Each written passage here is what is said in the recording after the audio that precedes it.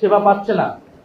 এবং অন্তর্বর্তী সরকারের সময় থেকেই একটা বড় সময় কিন্তু স্থানীয় কোনো জনপ্রতিনিধি নাই, নির্বাচিত জনপ্রতিনিধি নাই। আমরা উল্টো দেখলাম এই নতুন সেই সরকার আসলো, সেই সরকার এসে তারা সব জায়গায় প্রশাসক বসিয়ে দিল, সবগুলো সিটি কর্পোরেশনে, জেলা পরিষদে তারা প্রশাসক বসিয়ে দিল। যেখানে অন্তর্বর্তী সরকারের সময় যখন প্রশাসক বসানো হয়েছিল তখন কিন্তু তারাই বিরোধিতা করেছিল। এখন তাদের সরকারের সময় সবকিছু ঠিক হয়ে গেছে এবং বাস্তবতা এটাই। আসলে আমরা সংসদে কথা বলার জায়গা পাচ্ছি না, আপনারাই আমাদের শেষ ভরসা। ফলে প্রশাসক এই নিয়োগ যে দিয়েছে এটা আসলে তারা অনেক বেশি সংবিধানের কথা তারাই বলে, কিন্তু এটাও কিন্তু সংবিধান অনুযায়ী সংবিধান লঙ্ঘিত হয়। কারণ স্থানীয় সরকারে নির্বাচিত জনপ্রতিনিধি দিয়ে স্থানীয় সরকার পরিচালিত করতে হয়।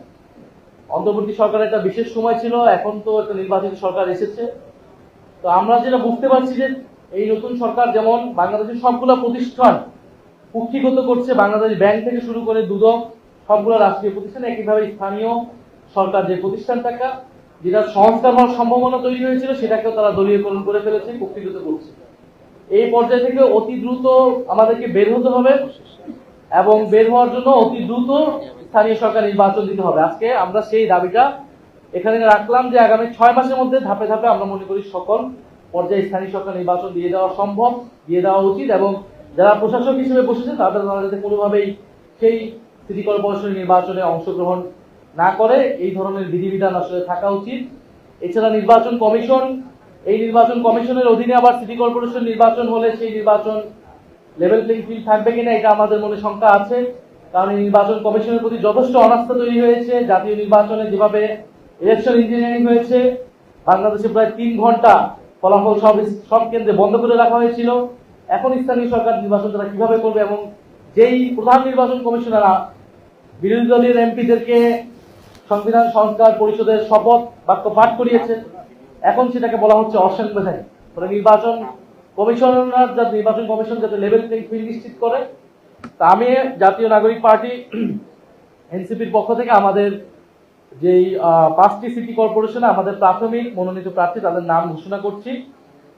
ঢাকা দক্ষিণ সিটি কর্পোরেশন নির্বাচনে এনসিপি মনোনীত মেয়র পদপ্রার্থী জনাব আসিফ মাহমুদ সজীব ভুইয়া।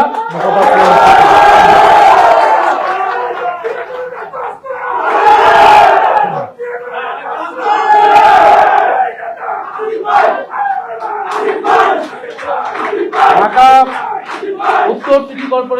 উত্তর সিটি কর্পোরেশন নির্বাচনে এনসিপি মনোনীত মেয়র পদপ্রার্থী জনাব আরিফুল ইসলাম আদিক। কুমিল্লা সিটি কর্পোরেশন নির্বাচনে এনসিপি মনোনীত মেয়র পদপ্রার্থী জনাব অ্যাডভোকেট তরিকুল ইসলাম, আহ্বায়ক জাতীয় যুব শক্তি।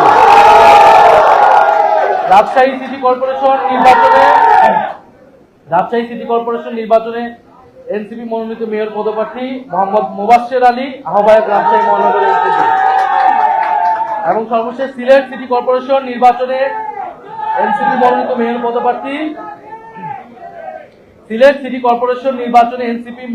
মেয়র পদপ্রার্থী অ্যাডভোকেট আব্দুর রহমান আফজাল, আহ্বায়ক সিলেট মহানগর এনসিপি।